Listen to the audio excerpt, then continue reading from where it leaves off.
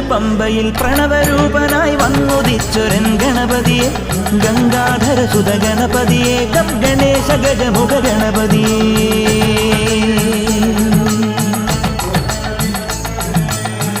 പമ്പയിൽ പ്രണവരൂപനായി വന്നുദിച്ചൊരൻ ഗണപതിയെ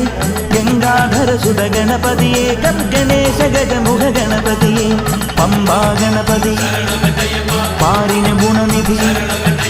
മംഗളമൂർത്തേ സിദ്ധിവിനായക ഇരുമുടിയോടെ ഞാൻ മല കയറുമ്പോൾ തുണയർ